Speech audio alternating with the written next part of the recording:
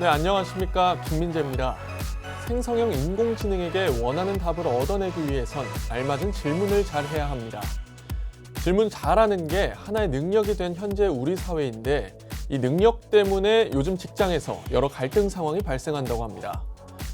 최근 한 온라인 커뮤니티엔 AI 잘 쓰는 신입 직원에게 프롬프트를 공유해달라고 하자 자신이 가진 기술이라며 공유를 거부한 내용의 글이 올라왔는데요.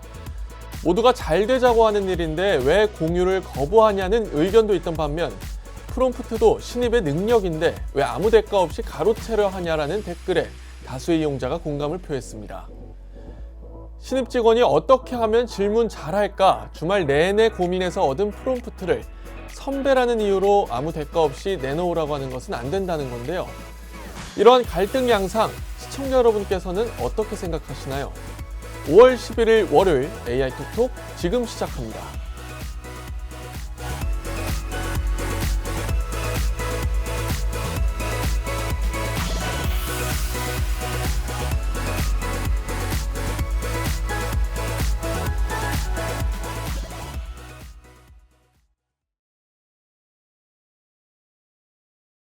네, 5월 11일 월요일 오늘도 한 주의 첫 시작 AI 톡톡과 함께 출발해 보도록 하겠습니다.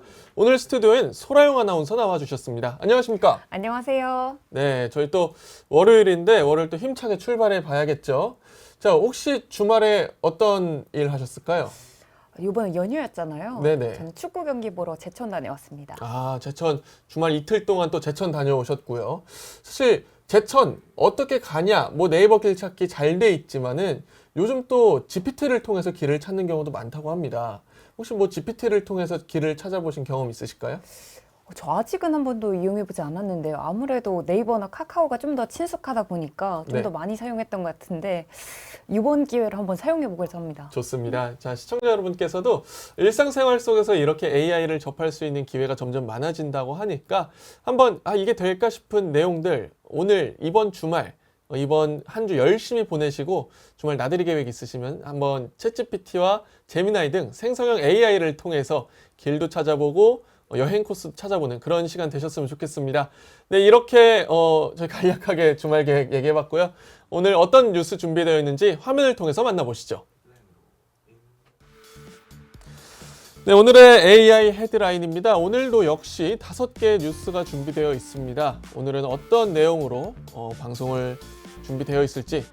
자, 먼저 첫 번째로는 엔트로픽이 머스크의 데이터 센터를 임차했다는 소식 전해져 있고요. 다음으로는 이제 네이버를 잇는 국민 포털 다음이 AI 옷 잇는다라는 소식. 네, 세 번째로는 이제 정부가 전 국민 상대로 AI 교육에 나선다. 다음으로는 AI가 직접 움직인다. 정부가 피지컬 AI 디바이스 확대한다는 소식 준비되어 있고요. 마지막으로는 AI 열풍 메모리 값까지 박차가 올렸다. 현재 미국에서는 메모리주 과열 경계도 있다라는 소식까지 준비되어 있는 상황입니다.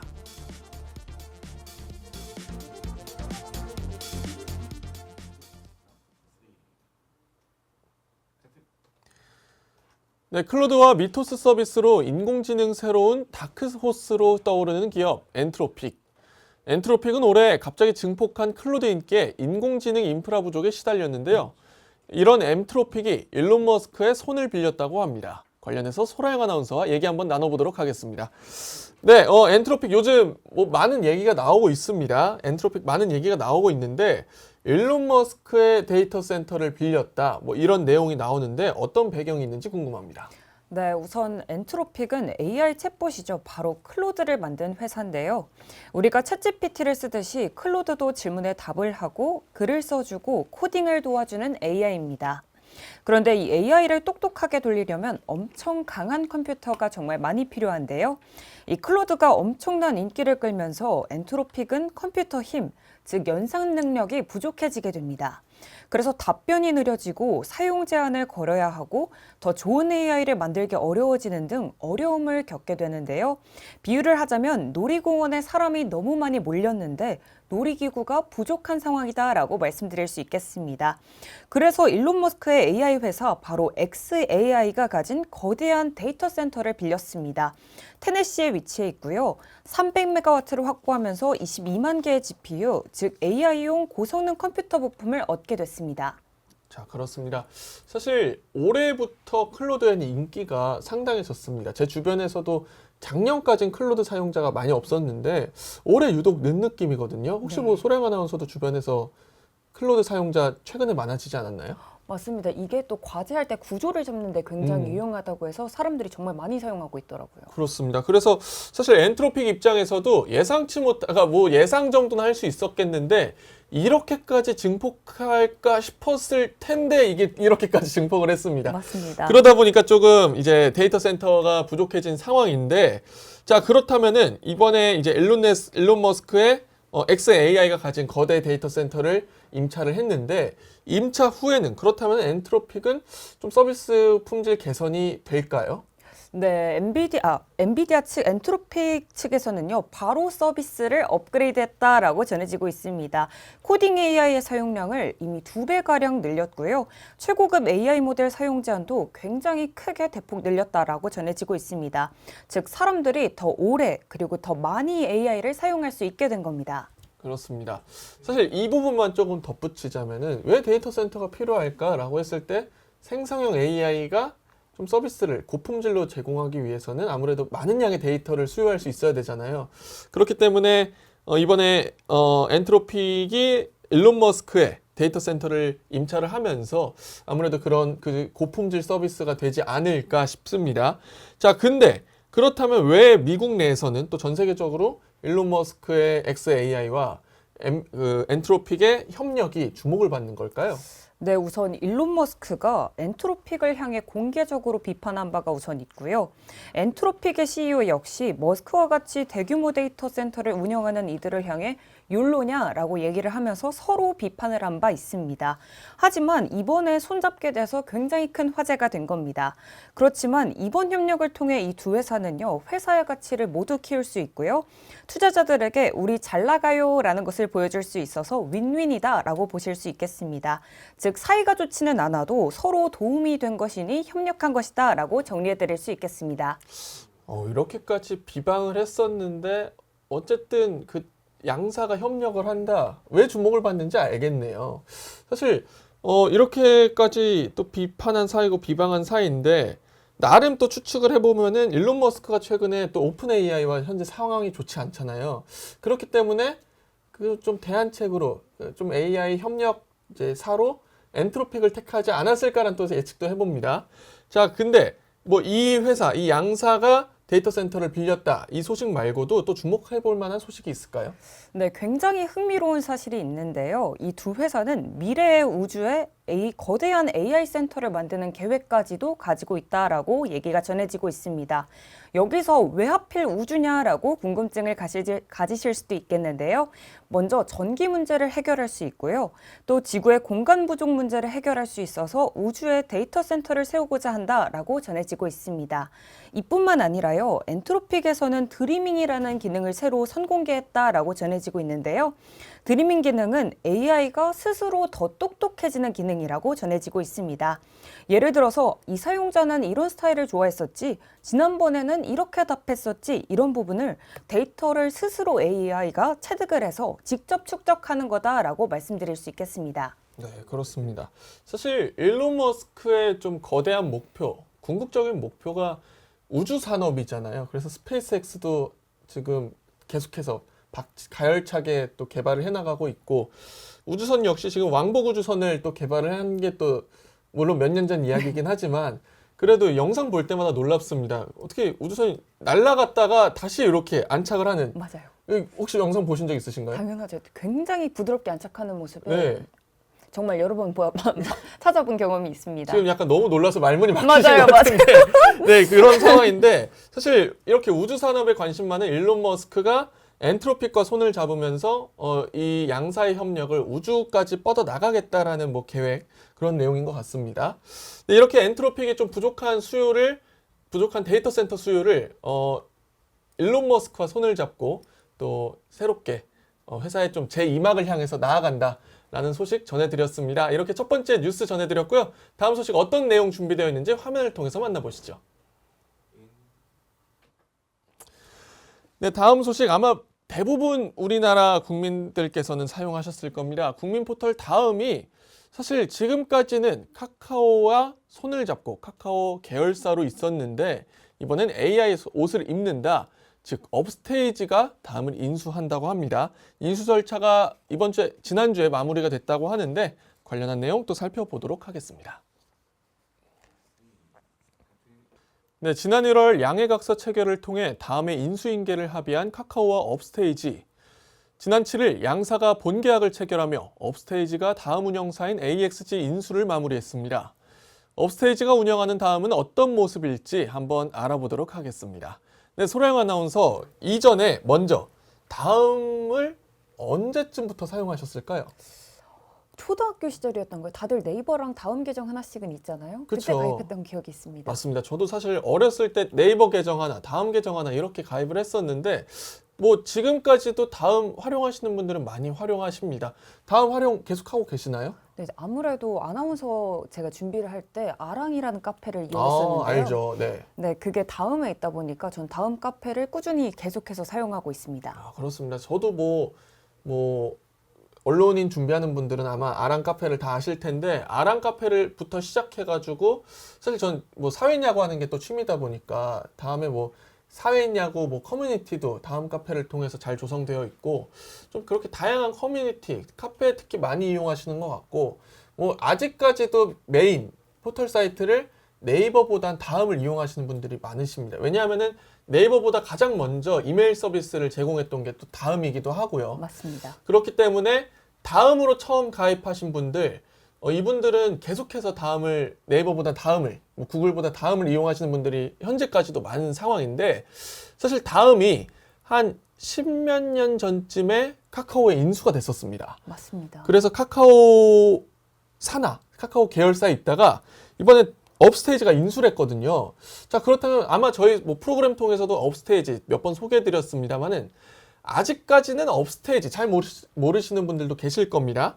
업스테이지가 다음을 인수한다는데 뭐 이 내용 정확히 업스테이지는 어떤 회사고 업스테이지가 인수를 한다 어떤 내용인지 정리 한번 부탁드립니다. 네, 업스테이지라는 AI 회사가 카카오에게서 다음 관련 회사를 인수했습니다. 즉 AI를 잘하는 회사가 다음 포털 운영권을 가져간 건데요. 이 업스테이지라는 회사가 어떤 회사인지 간략하게 설명해 드리도록 하겠습니다. 업스테이지는 AI를 만드는 한국 회사인데요. 특히 솔라라는 AI를 직접 만들고 있습니다. 이 친구도 챗GPT와 비슷하게 질문에 답을 해주고 글도 쓰고 사람의 말을 이해하는 AI다라고 설명드릴 수 있겠습니다. 네, 그렇습니다. 자, 그렇다면은 업스테이지가 인수를 하고 카카오는 일단은 그 운영권을 업스테이지에게 양도를 해줬고 업스테이지는 다음에 운영권을 인수해 받아왔습니다. 자, 그렇다면은 사실 카카오 입장에서는 이 다음에 점유율이 점점 낮아지는 상황이었고 업스테이지는 이러한 상황 속에서 포털 사이트 다음을 인수를 해온 건데 아마 업스테이지도 그 의도가 분명했을 것 같습니다. 뭐 소량 아나운서가 보기에 어디가 윈윈이다 뭐 이렇게 평가할 수 있을까요? 네, 서로 윈윈이다라고 말씀드릴 수 있겠는데요. 우선 다음은 한국 사람들이 오래 사용한 이런 포털 사이트입니다. 비록 검색 점유율은 굉장히 많이 줄었지만요. 카카오는 다음을 AI 회사와 새롭게 바꿔보자라는 입장이라서 좋고요. 업스테이지 같은 경우에는 원래는 회사들을 상대로 AI를 판매했지만 이렇게 다음을 인수하게 되면 이제 일반 사람들도 직접 만날 수 있게 됩니다. 기업용 AI 회사에서 국민들이 쓰는 AI 서비스 회사로 전환할 수 있기 때문에 서로 윈윈할 수 있다라고 말씀드릴 수 있겠습니다. 네, 그렇습니다. 업스테이지가 사실 아직까지는 좀 B2B 기업의 성격이 강했었는데 다음 인수를 통해서 뭐 B2C까지 노려보겠다 뭐 그런 것 같습니다. 자, 그렇다면은 다음은 뭐 어떻게 변화하는 걸까요? 네, 원래 포털 검색 같은 경우는요, 사람들이 검색어를 입력하면 단어가 비슷한 글을 보여주는 방식이었습니다. 예를 들어서 맛집을 검색하면 맛집과 관련된 글을 여러 개 보여주는 것처럼요. 앞으로는 AI가 사용자가 진짜 무엇을 원하는지 이해하고 딱 맞는 답을 알려주는 방식으로 변화하게 됩니다. 만약에 서울에 비가 오는데 데이트 코스를 이전에 일일이 비가 오는 날 서울 데이트 코스 이렇게 쳐야만 했다면요. 이제는 AI가 오늘 서울은 비가 오니까 실내 전시회나 영화관이 좋아요 이렇게 추천을 해주는 겁니다. 네, 그렇습니다. 사실 양사의 이 협력 아마 많은 기관들과 많은 또 기업들도 주목을 하고 있겠습니다만은 아무래도 어쨌든 국내 점유율 이제 구글의 제 기억상 구글의 이제 2위를 내주고 3위까지 내려오긴 했습니다만 그럼에도 불구하고 어쨌든 국내 점유율에서 상당수를 차지하고 있는 이 다음 그리고 대표적인 기업 카카오 또 대표적인 AI 기업 업스테이지 이 세 회사가 지금 연관되어 있다 보니까 정부에서도 굉장히 관심이 있을 것 같습니다. 정부도 이번 인수 뭐 어떻게 지원을 한다던가 좀 이런 관련된 관리가 되고 있는지요? 네, 업스테이지는 정부의 큰 AI 프로젝트죠. 바로 독파모에 참여하고 있습니다. 그러다 보니 정부의 기술, 업스테이지 AI, 그리고 이 다음 포털 이 세 개가 합쳐지게 되면 사람들이 일상생활 속에서 AI를 더 쉽게 쓸 수 있다라는 기대감이 더 커지고 있는 겁니다. 네, 그렇습니다.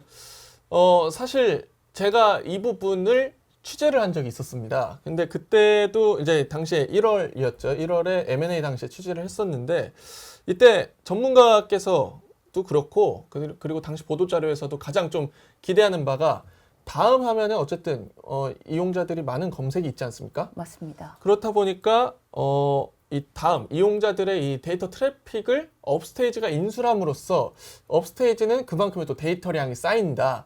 사실 생성형 AI 가장 중요한 게 제가 뭐라고 말씀드렸었죠? 데이터의 양이죠. 그렇죠. 그렇기 때문에 다음 그러니까 카카오의 입장에서는 이 사업 요즘 좀 잘 안 되는데 정리하고 싶었다라는 상황에서 이 데이터를 얻을 수 있는 수단인 다음을 업스테이지가 인수함으로써 어떻게 보면 진짜 양사가 윈윈을 가져간다. 뭐 이런 분석이었고요. 다만 사실 카카오와 업스테이지 중에서 업스테이지는 독자 파운데이션 모델 지금 국가대표 선정 2단계까지 올라간 상황인데 카카오가 제가 알기로는 떨어졌었거든요. 맞습니다. 저도 제가 알기로도 네. 떨어진 걸로 알고 있습니다. 그렇기 때문에 이 향후 양사 협력이 뭐 다음을 통해서 좀 더 이루어지지 않을까라고 문을 들여봤는데 뭐 아직까지는 뭐 계획이 없다 정도로 정리가 되더라고요. 그렇지만 어쨌든 이 양사가 다음을 통한 하나의 매개체가 연결이 되면서 향후에 또 협력 관계를 기대해 볼 수 있지 않을까라는 또 기대감도 드러나면서 이렇게 오늘의 두 번째 소식 정리해 보겠습니다. 다음 어떤 소식 준비되어 있는지 화면을 통해서 만나보시죠.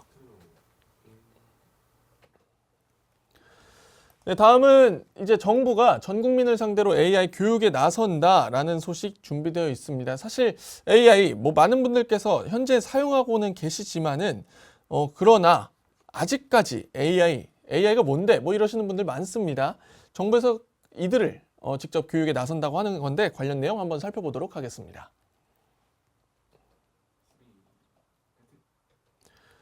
네, 정부가 인공지능 교육망 확대에 나섭니다. 과학기술정보통신부는 디지털 취약계층의 AI 디지털 역량 강화를 위한 AI 디지털 배움터 거점센터 확대 운영한다고 밝혔는데요. 이번 사업 확대는 어떤 내용을 담고 있을지 짚어보겠습니다. 네, 소라영 아나운서, 정부가 AI 교육의 전국민 대상으로 확대를 한다고 합니다. 자, 이런 상황인데 정확히 뭐 AI 교육한다, 뭐 다양한 AI 교육 내용이 있습니다만 어떤 내용을 정확히 교육을 하는 걸까요? 네, 정부가 AI를 바라보는 시각이 굉장히 달라졌습니다. AI는 전문가만을 위한 것이 아니다. 모든 국민이 누구나 일상생활에서 그 혜택을 누려야 한다. 이렇게 달라진 건데요. 이렇게 패러다임이 달라지면서 많은 변화가 생겼습니다. 우선 정부가 나이가 많거나 컴퓨터, 스마트폰이 어려운 사람들도 AI를 쉽게 쓰게 도와주자라고 하면서 전국에 AI를 공부할 수 있는 장소를 더 많이 만들기로 했습니다. 원래는 37곳 정도 있었는데요. 이제는 69곳으로 늘리기로 했고요. 스마트폰 쓰는 법, 키오스크 주문하는 방법, 그리고 모바일 뱅킹하는 법에서 그치지 않고 이제는 AI를 사용하는 방법까지도 알려주기로 했습니다. 특히 주목해볼 만한 것은 바로 찾아가는 교육인데요. 몸이 불편하거나 멀리 가지 못하는 어르신들을 위해 선생님들이 직접 경로당이나 복지관으로 찾아가서 직접 가르쳐준다라고 전해지고 있습니다. 또 AI 로봇이나 신기한 최신 기술도 직접 체험해볼 수 있게 해준다라고 전해지고 있는데요.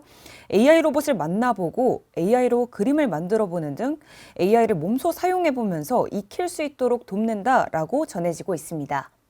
좋습니다. 사실 어르신들 상대로 키오스크 교육한다라는 내용은 많이 들어봤거든요. 뭐 스마트폰 교육도 많이 들어봤습니다.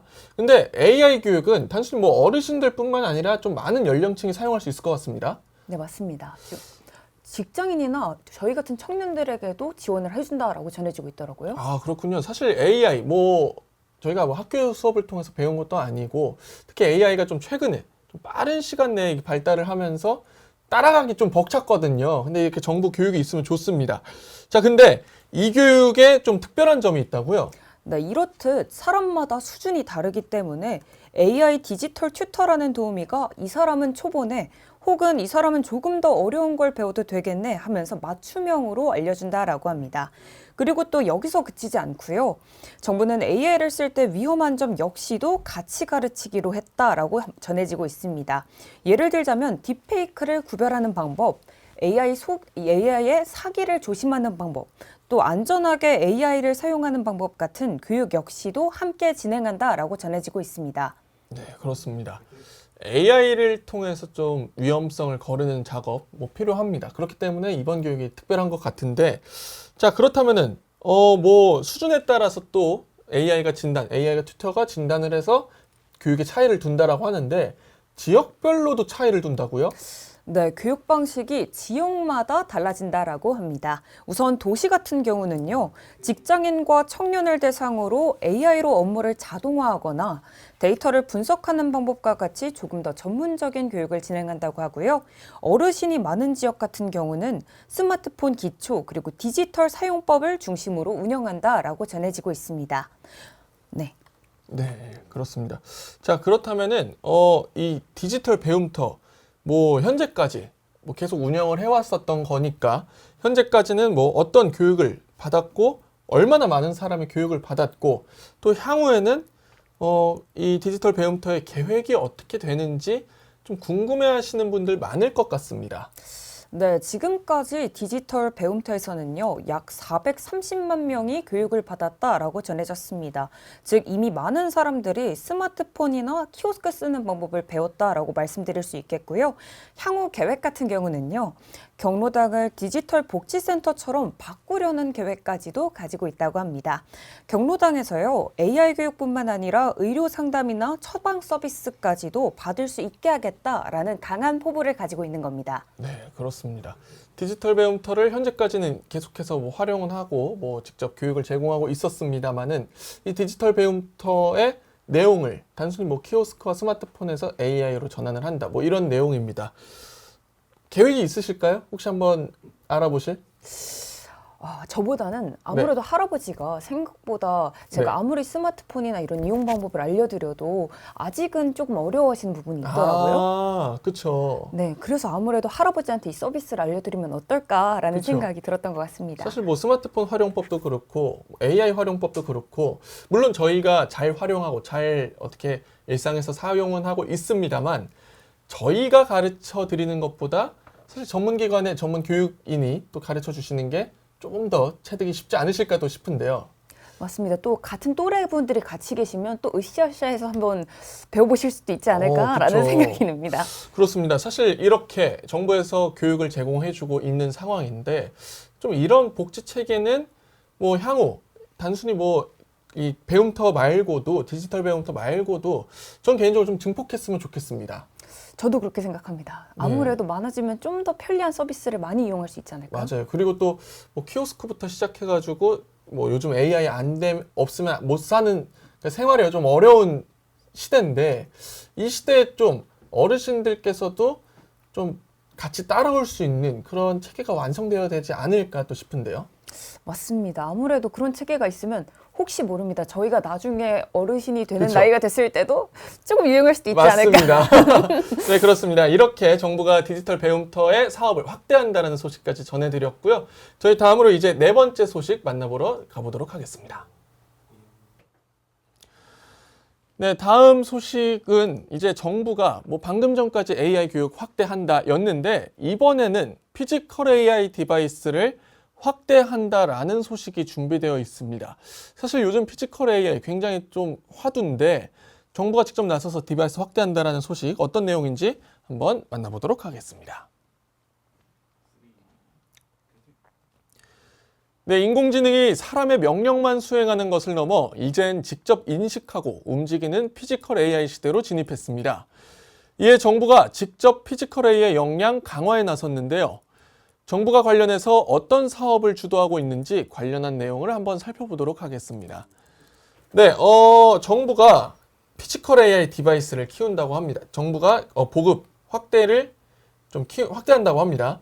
사실 기존 AI와 피지컬 AI 차이, 많이 일상생활에서 많이들 들어보셨긴 하겠지만은 이 차이, 피지컬 AI가 뭐야? 아직까지는 잘 좀 맥을 못 짚으시는 분들도 많으실 것 같아요.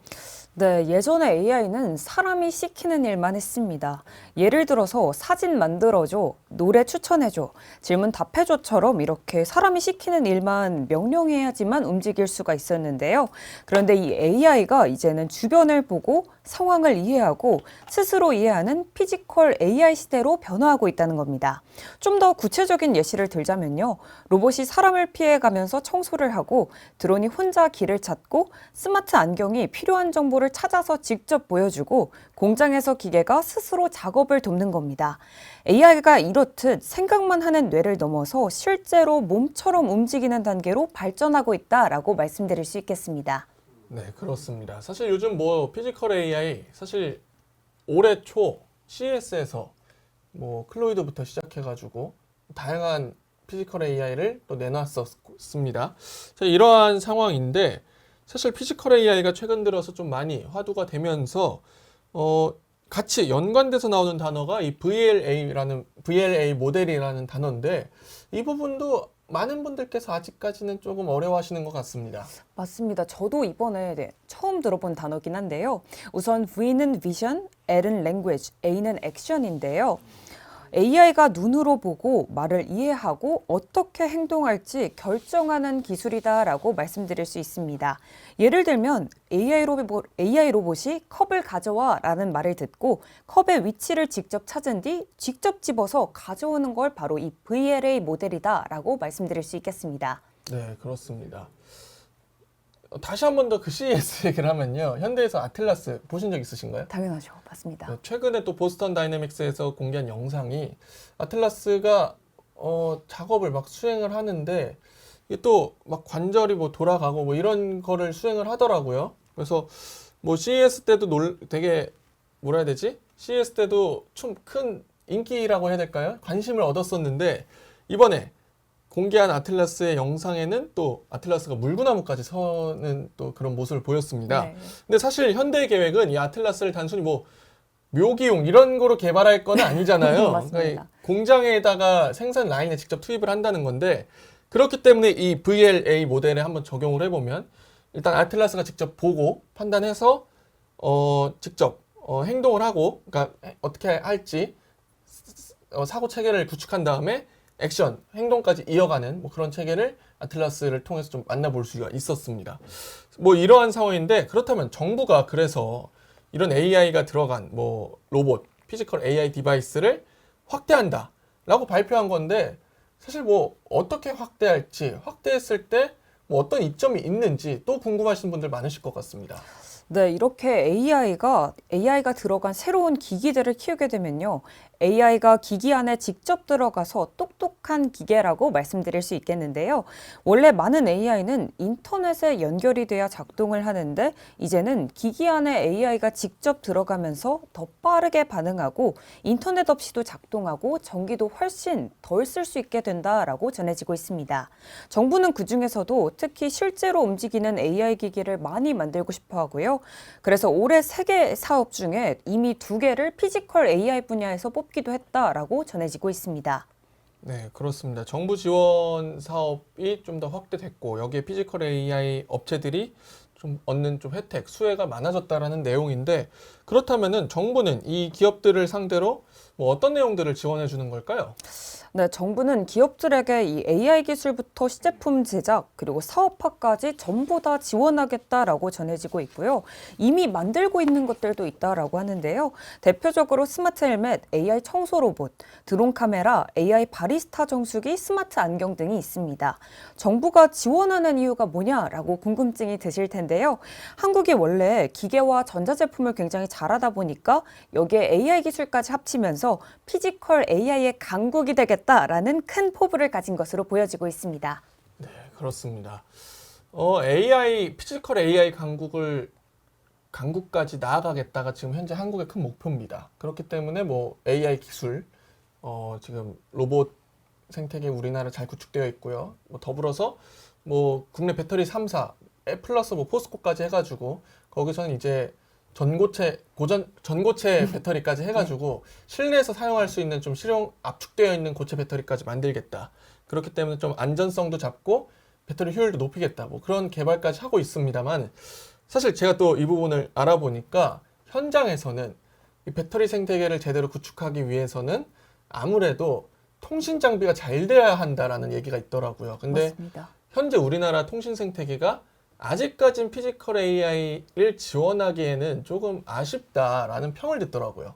아직은 미흡한 부분이 있어서 그 연결 체계가 좀 더 구축이 되면 그쵸. 진짜 강국이 될 수도 있지 않을까라는 그쵸. 생각이 들긴 했습니다. 그렇기 때문에 사실 우리 시청자분들께서도 주목을 하셔야 되는 게 피지컬 AI 강국으로 나아가겠다라는 이 큰 목표가 생겼잖아요. 맞죠. 그렇기 위해서는 뭐 아틀라스, 클로이드 뭐 다양한 기업들, 현대차와 LG가 이 실제 모델까지 공개하고 있는 상황이긴 하지만 뭐 배터리 역시 요즘 뉴스에서 많이 나오고 있는 상황인데 이 통신 체계에 대한 관심도 좀 가져주셨으면 좋겠다라는 생각입니다. 네.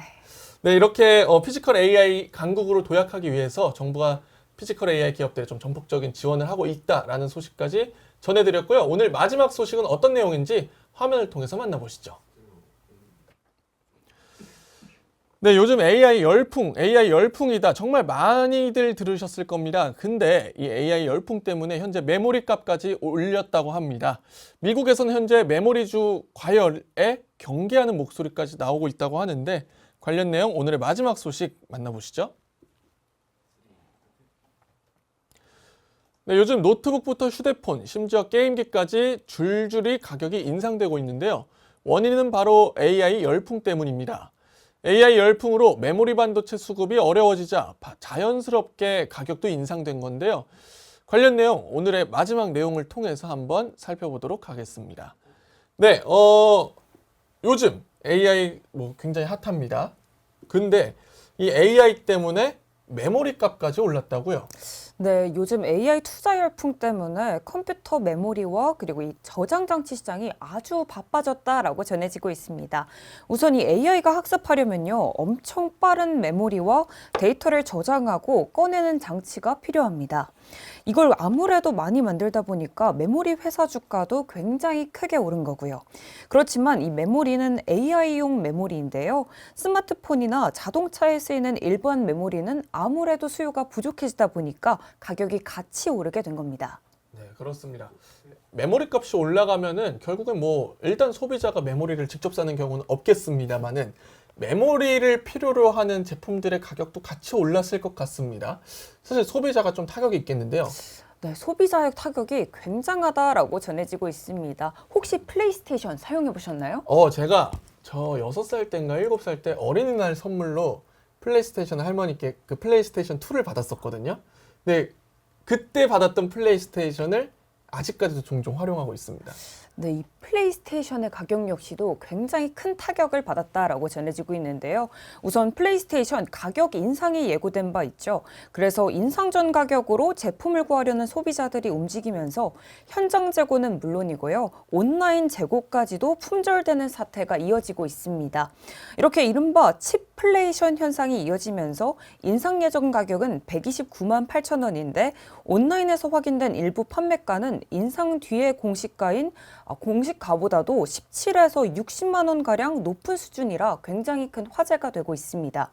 뿐만 아니죠. 이 12일 업계에 따르면요. LG전자와 삼성전자는 최근 노트북과 태블릿 가격을 잇따라 인상한 바 있는데요. LG전자는 지난 1일부터 노트북 그램이죠. 가격을 최대 100만 원까지 인상했다고 전해지고 있고요. 2026년형 16인치 그램 모델은 314만 원에 출고가 됐는데 현재는 354만 원대로 약 13%가량 인상됐다라고 전해지고 있습니다.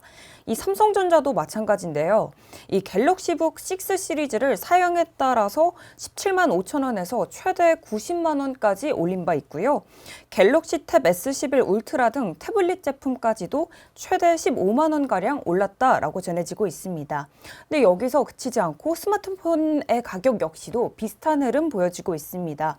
대표적으로 S25 엣지 512GB 모델은요. 163만 9천 원에서 174만 원으로 11만 원 올랐습니다. 이렇듯 메모리 가격의 급등으로 IT 업계 전반에 큰 타격을 받았다, 큰 파장을 보여주고 있다라고 정리해드릴 수 있겠습니다. 야, 노트북 가격 정말 많이 올랐네요. 100만 원까지 올랐다는 것은 생각지도 못했던 흐름인데, 사실 뭐 저희 동생도 올해 이제 대학에 간 새내기인데 노트북이 너무 비싸서 구입할 생각을 못하고 본인이 원래 쓰던 노트북을 쓴다고 하더라고요. 그만큼 사실 소비자들은 이 가격의 변동 크게 느껴집니다. 네, 맞습니다. 그리고 판매하는 기업들 역시, 이 가전 기업들 역시도 조금 이 부분에 대해서 약간 좀 판매 실적에 타격이 있지 않을까라고도 예측이 되는데, 반면에 이들 제품에 납품하는 이 가전 기업들의 납품을 하는 메모리 업체들은 조금 긍정적인 영향으로 가져갈 것 같습니다. 맞습니다. 이 팀쿡 애플 CEO에 따르면요. 메모리 가격이 회사 사업에 점점 더 큰 영향을 미칠 것이라고 밝혔습니다. 투자자들도 메모리 업체로 점점 더 몰리고 있다고 전해지고 있는데요. 샌디스크의 기업 가치는요. 6개월 전보다 거의 7배로 뛰었고요. 시게이트와 웨스턴 디지털의 주가 역시도 같은 기간 약 3배가량 올랐다라고 전해지고 있습니다. 마이크론은 최근 한 달 동안 75%나 강하게 급등했다라고 전해지고 있습니다. 네, 이런 상황인데 사실 과거에도 반도체 열풍은 있었습니다만은 이 반도체 사이클이라 하잖아요. 올라갔다가 내려갔다가 이러한 상황을 반복적으로 보여줬는데, 사실 국장에 투자하시는 분들도 마찬가지시겠지만은 반도체 사이클 현재까지 정말 최고치를 찍고 경신하는 현재 상황인데, 이러한 상황에서 투자자들 언제 떨어질까 약간 좀 걱정하시는 분들도 계십니다. 아무래도 좀 이 반도체 주에, 메모리 주에 투자하시는 분들도 이 같은 걱정하실 것 같은데, 혹시 뭐 관련해서 진단이 나왔을까요? 네, 아까 말씀해 주셨듯이 메모리 가격이 예전에는 올랐다가 갑자기 또 떨어지고 또 오르곤 했는데요. 이번에는 AI 열풍 때문에 이 대형 회사들이 오래 쓸 수 있는 계약이죠. 이 장기 계약을 굉장히 많이 체결하면서 예전처럼 가격이 막 크게 흔들리진 않을 것으로 보여지고 있습니다. 샌디스크는 5개의 큰 회사랑 계약을 이미 했고요. 다음해 생산량의 3분의 1이나 이미 판매하기로 결정했다라고 전해지고 있습니다. 또 웨스턴 디지털 역시도 2019년까지 이미 계약이 많이 체결되어 있다라고 전해지고 있습니다. 네, 그렇습니다. 현재 반도체 수급 정말 상당하죠. 특히 AI 메모리 이 수요가 폭발을 하면서 뭐 삼성전자를 비롯해서 하이닉스, 뭐 다양한 마이크론까지 다양한 기업들이 메모리 수요 폭발로 인한 뭐 올해 계약이 모두 다 마무리됐다라는 얘기도 전해지는 상황입니다. 그렇기 때문에 이 생산 라인을 AI 메모리 쪽으로 전폭적으로 다 설비를 증가하다 보니까 가전에 들어가는 메모리 칩까지 영향을 받고 있고, 뭐 어쨌든 투자자들 입장에서는 기업의 매출이 오르니 또 굉장히 행복해 하시는 상황입니다. 자, 이런 상황이기 때문에 뭐 많은 분들이 또 메모리 반도체가 또 언제 인기가 꺾일까 걱정하시지만 뭐 아직까지는 걱정 안 해도 된다 라는 또 진단이었습니다. 맞습니다. 네, 이렇게 AI 열풍의 메모리 값까지 현재 정말 빠른 속도로 오르고 있다라는 소식까지 전해드렸고요. 이렇게 오늘 5가지 뉴스 전해드렸습니다. 오늘 어떤 내용이 있었는지 다시 한 번 더 화면을 통해서 정리해 보도록 하겠습니다.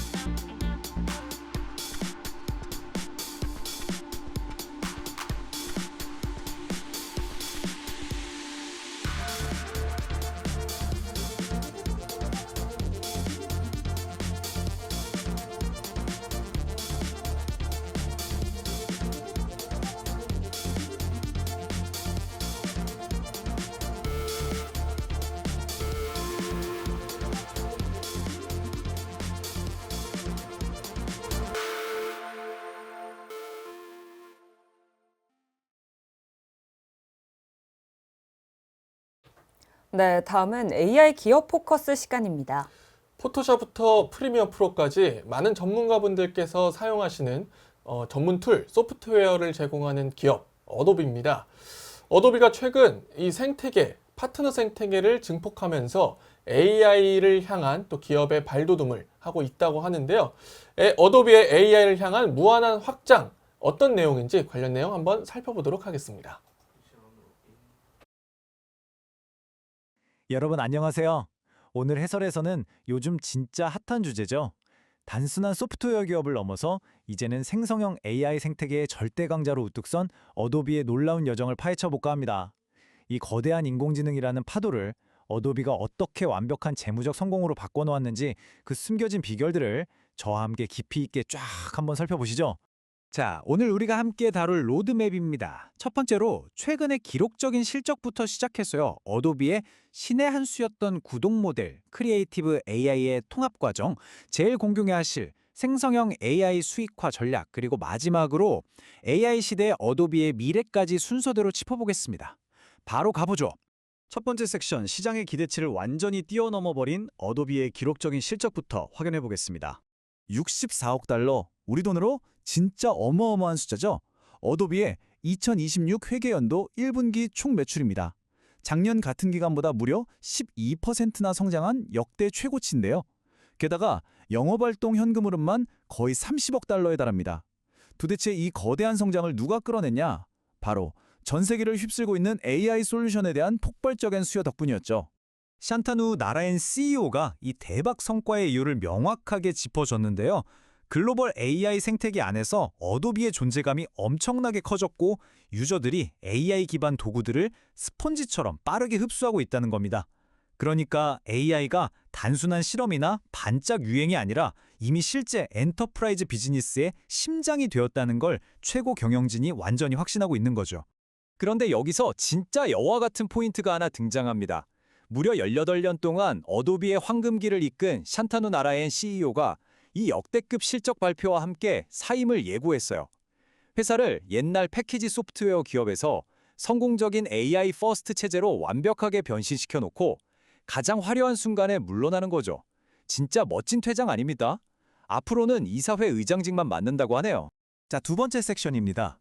어떻게 지금의 이런 AI 대성공이 가능했는지 이해하려면 시간을 조금 거슬러 올라가 봐야 합니다.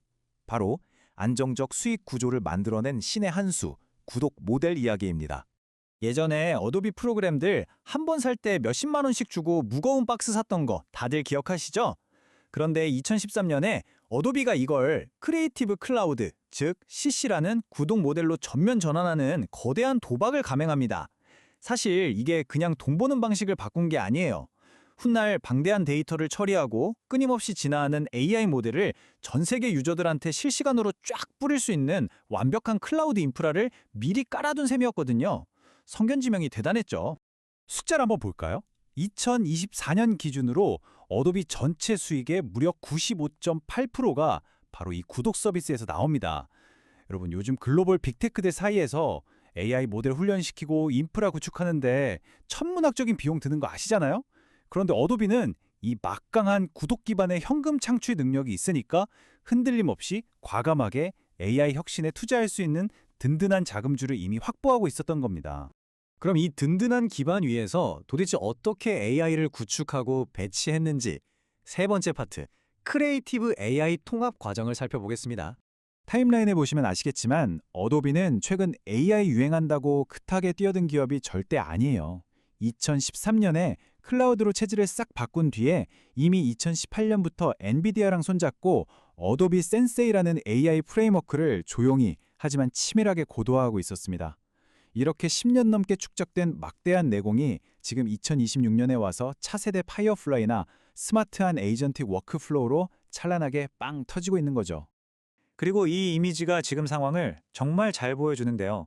가트너 매직 쿼드런트 디지털 경험 플랫폼 부문 리더. 이 타이틀이 AI 시대에 가지는 의미는 상상을 초월합니다. 이게 바로 엔터프라이즈 시장의 절대적 신뢰를 뜻하거든요. 기업들이 생성형 AI 쓸 때 제일 무서워하는 게 뭡니까? 저작권 침해랑 데이터 유출이잖아요. 그런데 어도비는 처음부터 상업적으로 안전한 데이터만 학습시킨 AI를 내놓았어요. 기업들 입장에서는 법적 리스크 걱정 없이 당장 AI를 도입할 수 있는 가장 든든한 방어막을 제공받은 셈이죠. 이런 확고한 신뢰는 유저들의 엄청난 채택률로 바로 증명이 됩니다. 아크로벳 유저가 6억 5천만 명이 넘는데 그 안에서 AI 어시스턴트 사용량이 단 1분기 만에 2배로 폭증했고요. 포토샵에서 파이어플라이 써본 사람은 이미 7,500만 명을 거뜬히 넘겼습니다. 게다가 AWS, IBM, 마이크로소프트 같은 거물들과 파트너십을 맺으면서 유저들은 이제 귀찮게 새로운 툴을 배울 필요 없이 그냥 평소 하던 일상적인 작업 흐름 속에서 숨쉬듯이 자연스럽게 어도비의 AI를 쓰고 있는 겁니다. 네 번째 섹션입니다. 자, 이제 제일 궁금하실 내용이죠. 어도비가 이 대단한 AI로 도대체 어떻게 돈을 벌고 있는지 구체적인 수익화 전략을 뜯어보겠습니다. 화면에 보이는 이 표가 진짜 흥미로운데요. 어도비의 요금제 세분화, 즉 과금 구조가 아주 영리합니다. 새로운 파이어플라이 비디오 플랜을 보시면 무제한으로 막 쓰게 놔두지 않아요. 스탠다드는 한 달에 약 $10 내고 2,000번, 프로는 $30 내고 7,000번 쓸 수 있는 크레딧 소진 방식입니다. 생성형 AI 돌릴 때마다 서버랑 컴퓨팅 비용이 엄청나게 깨지잖아요. 그걸 안전하게 방어하면서 동시에 AI를 많이 쓰는 이른바 헤비 유저들한테는 돈을 더 받아서 AI 투자를 철저하게 흑자로 연결하는 고도의 비즈니스 전략인 거죠. 이런 치밀한 과금 전략은 그래프에 나오는 것처럼 즉각적인 재무적 성과로 나타났습니다. 기존 소프트웨어에 슬쩍 끼워 판 것 말고 순수하게 독립형 AI 제품군만으로 벌어들인 연간 반복 매출이 2020년 1분기 기준 벌써 1억 2,500만 달러를 돌파했어요. 와, 대박이지 않나요? 더 놀라운 건 올해 4분기, 그러니까 불과 9개월 뒤에는 이 수치를 정확히 2배인 2억 5천만 달러로 끌어올리겠다고 대담하게 선언했다는 겁니다. AI가 단순한 신기능을 넘어서 회사의 성장을 이끄는 핵심 캐시카우로 완벽하게 자리 잡았다는 뜻입니다. 어느덧 마지막 섹션이네요. 모든 것이 AI로 재편되는 이 시대에 어도비는 과연 어떤 미래를 그리고 있을까요? 댄던 최고 재무 책임자가 아주 묵직한 한마디를 남겼습니다. 우리는 어도비 매출의 100%가 생성형 AI의 영향을 받기를 원합니다. 여러분 100%라고 합니다. 이건 기준 툴에 그냥 AI 버튼 몇 개 얹어주는 수준이 아니죠. 크리에이티브, 마케팅, 비즈니스 솔루션까지 어도비가 제공하는 거대한 생태계 전체의 뼈대를 완전히 AI 퍼스트로 다시 짜겠다는 겁니다. 기업의 명운을 건 정말 전면적이고 완전한 헌신이라고 볼 수 있죠. 자, 오늘 해설을 마무리하면서 여러분과 함께 생각해 볼 만한 철학적인 질문을 하나 던지고 싶습니다. 만약 어도비의 비전대로 정말 머지않아 창작 소프트웨어의 100%가 생성형 AI로 구동되는 날이 온다면 이 진화하는 작업 환경 속에서 우리 인간 창작자의 진짜 역할은 과연 무엇이 될까요? 기술이 알아서 붓을 쥐고 영상을 편집하는 시대에 결국 무엇을 만들어낼지 지시하고 독창적인 영감을 불어넣는 그 지휘자의 역할만큼은 영원히 우리의 몫이 아닐까요? 어도비가 주도하는 이 거대하고 눈부신 AI 혁명 속에서 우리 스스로 그 해답을 한번 깊게 고민해보는 시간이 되었으면 좋겠습니다. 함께해 주셔서 감사합니다. 네, 넘쳐나는 정보 속에서 진짜 수익의 기회는 어디에 있을까요? 증권사 애널리스트들의 날카로운 분석으로 국내 AI 기업의 내면을 투명하게 들여다보는 시간입니다. 네, 오늘의 AI 증권 리포트는 교보증권의 카카오페이 리포트입니다. 지금 바로 시작합니다.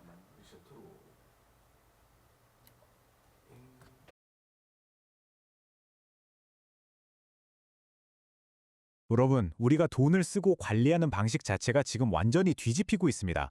오늘 해설해드릴 핵심 리포트에서는 핀테크 세계에 불어닥친 거대한 패러다임 전환을 다루고 있는데요. 단순히 결제 앱이 조금 더 편리해지는 수준의 얘기가 아닙니다. 진짜 핵심은 바로 AI입니다. 최신 인공지능이 우리의 지갑을 어떻게 스스로 관리하게 될지 그 엄청난 진화 과정을 저와 함께 따라가 보시죠. 자, 여기서 아주 흥미로운 질문 하나 던져볼게요.